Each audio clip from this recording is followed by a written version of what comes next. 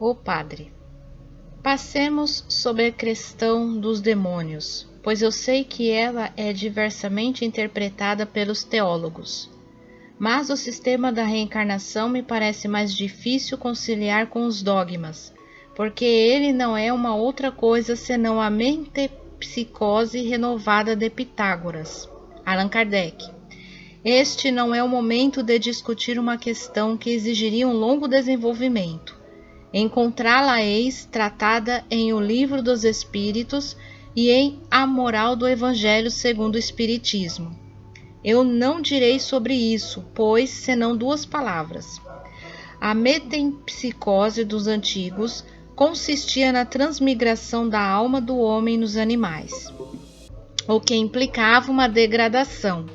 De resto, essa doutrina não era o que se acredita vulgarmente. A transmigração nos animais não era considerada como uma condição inerente à natureza da alma humana, mas como um castigo temporário. É assim que as almas dos assassinos passariam no corpo de animais ferozes, para aí receberem sua punição. A dos impudicos nos porcos e nos javalis. As dos inconstantes e dos avoados nos pássaros. As dos preguiçosos e dos ignorantes nos animais aquáticos. Depois de alguns milhares de anos, mais ou menos, segundo a culpabilidade dessa espécie de prisão, a alma reentraria na humanidade. A encarnação animal não era, pois, uma condição absoluta, e ela se aliava, como se vê, à reencarnação humana, e a prova disso é que a punição dos homens tímidos consistia em passar no corpo de mulheres expostas ao desprezo e às injúrias. Era uma espécie de espantalho para os simples, bem mais que um artigo de fé entre os filósofos, da mesma forma que se diz às crianças: se sois maus, o lobo vos comerá. Os antigos diziam aos criminosos: tornar-vos-eis lobos. Hoje se lhes diz: o diabo vos tomará e vos carregará para o inferno. A pluralidade das existências, segundo o Espiritismo, difere essencialmente da metempsicose, no sentido de que não admite a encarnação da alma nos animais, mesmo como punição. Os espíritos ensinam que a alma não retrograda, mas que progride sem cessar. Suas diferentes existências corporais se realizam na humanidade. Cada existência é para ela um passo adiante na senda do progresso intelectual e moral, o que é bem diferente, não podendo adquirir um desenvolvimento completo em uma única existência. Frequentemente abreviada por causas acidentais, Deus lhe permite continuar em uma nova encarnação a tarefa que ela não pôde acabar ou de recomeçar a que fez mal. A expiação na vida corporal consiste nas tribulações que aí se suporta. Quanto à questão de saber se a pluralidade das existências é ou não contrária a certos dogmas da Igreja, eu me limitarei a dizer isto: de duas coisas uma. Ou a reencarnação existe ou não existe. Se ela existe, é porque está nas leis da natureza. Para provar que ela não existe, seria preciso provar que ela é contrária, não aos dogmas, mas a essas leis, e que se pode encontrar uma outra que explique mais claramente e mais logicamente as questões que só ela pode resolver. De resto, é fácil demonstrar que certos dogmas aí encontram uma sanção racional que os faz aceitos por aqueles que os repeliam por não compreendê-los. Não se trata, pois, de destruir, mas de interpretar, o que acontecerá mais tarde pela força das coisas. Aqueles que não quiserem aceitar a interpretação estarão perfeitamente livres, como estão hoje, de crer que é o Sol que gira ao redor da Terra. A ideia da pluralidade das existências se vulgariza com uma espantosa rapidez em razão de sua extrema lógica e da sua conformidade com a justiça de Deus. Quando ela for reconhecida como verdade natural e for aceita por todo mundo, o que fará a Igreja? Em resumo, A reencarnação não é um sistema imaginado pelas necessidades de uma causa, nem uma opinião pessoal. É ou não é um fato. Se está demonstrado que certas coisas que existem são materialmente impossíveis sem a reencarnação, é preciso admitir que elas são o fato da reencarnação, pois se ela está na natureza, não poderia ser anulada por uma opinião contrária. Ó Padre, aqueles que não creem nos espíritos e em suas manifestações, são, no dizer dos espíritos, menos dotados na vida futura? Allan Kardec. Se essa crença fosse indispensável à salvação dos homens, em que se tornariam aqueles que, desde que o mundo existe, não a puderam ter, e aqueles que, por muito tempo ainda, morrerão sem a ter, Deus pode lhes fechar a porta do futuro? Não. Os espíritos que nos instruem são mais lógicos que isso e nos dizem: Deus é soberanamente justo e bom, e não faz depender a sorte futura do homem, de condições independentes da sua vontade. Eles não dizem: fora do espiritismo não há salvação, mas como Cristo, fora da caridade não há salvação. Ó Padre, então, permiti-me dizer-vos que desde o momento em que os espíritos não ensinam, senão os princípios da moral que encontramos no Evangelho, eu não vejo que utilidade pode ter o espiritismo, uma vez que podíamos nos salvar antes e que ainda podemos fazê-lo sem ele. Não seria o mesmo se os espíritos viessem ensinar algumas grandes verdades novas, alguns princípios que mudassem a face do mundo, como fez o Cristo. Pelo menos, era só o Cristo, sua doutrina era única, enquanto que os espíritos são milhares que se contradizem. Uns dizem branco, outros preto. De onde seguiu-se que desde o princípio seus partidários formam já várias seitas? Não seria melhor deixar os espíritos tranquilos e nos atermos ao que temos? Allan Kardec. Errais, Senhor, em não sair do vosso ponto de vista e de tomar a Igreja como único critério dos conhecimentos humanos. Se Cristo disse a verdade, o Espiritismo não podia dizer outra coisa, e em lugar de lhe lançar pedras, se deveria acolhê-lo como um poderoso auxiliar que veio confirmar, por todas as vozes de além-túmulo, as verdades fundamentais da religião, combatidas pela incredulidade. Que o materialismo o combata, e isso se compreende, mas que a Igreja se ligue contra ele com o materialismo é menos concebível. O que é de todo inconsequente é que ela qualifica de demoníaco o ensinamento que se apoia sobre a mesma autoridade e proclama a missão divina do fundador do cristianismo. Mas Cristo disse tudo? Podia tudo revelar? Não, porque ele mesmo disse: teria ainda muitas coisas a vos dizer, mas não as compreenderíeis, por isso vos falo por parábolas. O Espiritismo vem hoje que o homem está maduro para o compreender, completar e explicar o que Cristo não fez senão explorar, ou não disse senão sob a forma alegórica. Direis, sem dúvida, que o mérito dessa explicação pertence à Igreja, mas a qual? A Igreja romana, grega ou protestante? Uma vez que elas não estão de acordo, cada uma explicou no seu sentido e reivindicou esse privilégio. Qual aquela que religou todos os cultos dissidentes?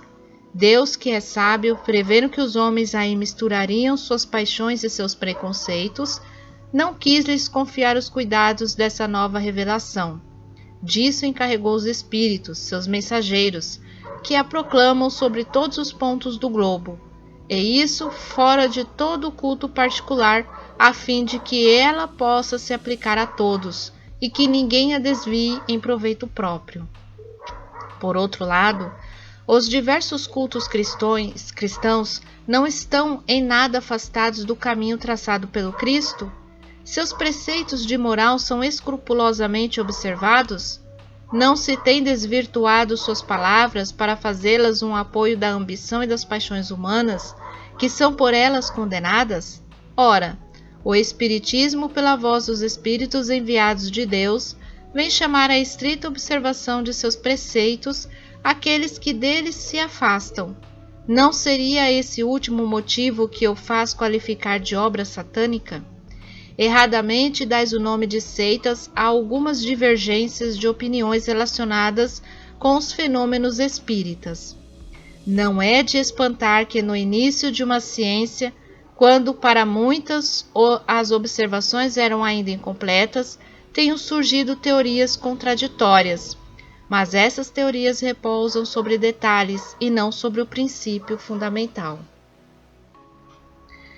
Elas podem constituir escolas que explicam certos fatos à sua maneira, mas não têm mais de seitas que os diferentes sistemas que dividem os nossos sábios sobre as ciências exatas, em medicina, física, etc. Suprimir, pois, a palavra seita, que é de todo imprópria no caso presente.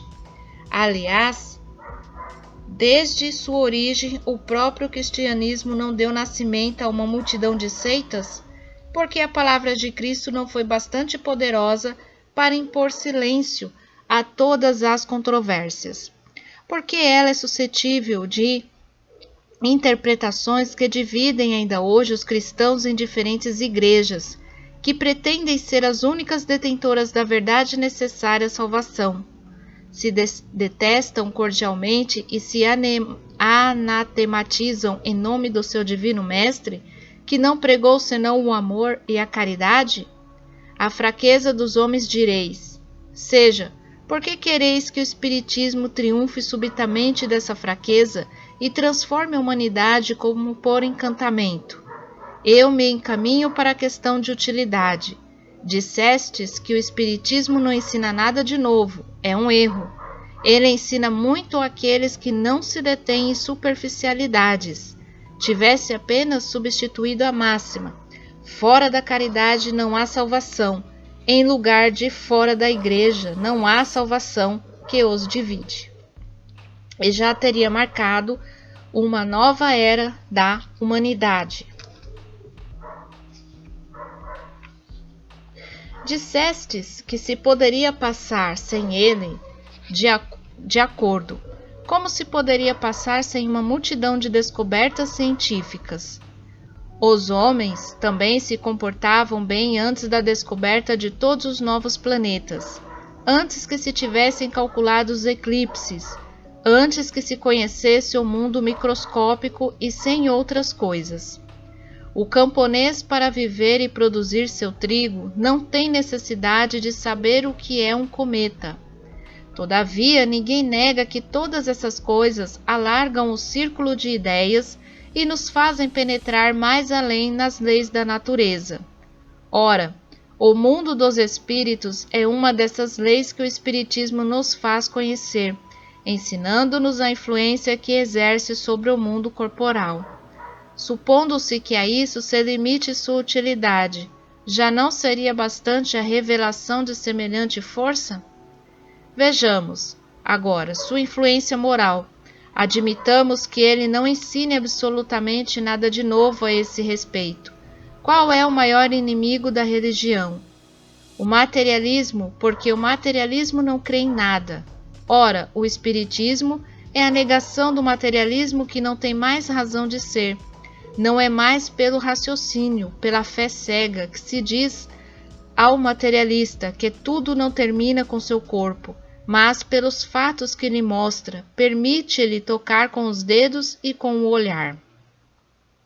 Não está aí um pequeno serviço que ele presta à humanidade e à religião? Mas não é tudo. A certeza da vida futura, o quadro vivo daqueles que nela nos antecederam, mostram a necessidade do bem e as consequências inevitáveis do mal.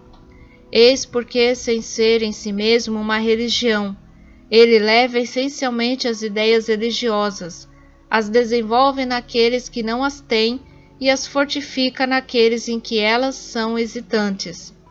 A religião, pois, encontra nele um apoio, não para essas pessoas de vista estreita que a veem inteiramente na doutrina do fogo eterno. na letra mais que no espírito, mas para aqueles que a veem segundo a grandeza e a majestade de Deus. Em uma palavra, o Espiritismo engrandece e eleva as ideias. Ele combate os abusos engendrados pelo egoísmo, a cupidez, a ambição. Mas quem ousaria proibi-los e deles declarar-se vencedor? Se ele não é indispensável à salvação, facilita-a, consolidando-nos no caminho do bem. Qual é, aliás, o homem sensato que ousaria adiantar que um defeito do ortodoxo é mais repreensível aos olhos de Deus do que do ateu e do materialista? Eu coloco honestamente as questões seguintes a todos aqueles que combatem o Espiritismo relativamente às suas consequências religiosas. 1. Qual é o pior dotado na vida futura? Aquele que não crê em nada ou aquele que, crendo nas verdades gerais, não admite certas partes do dogma?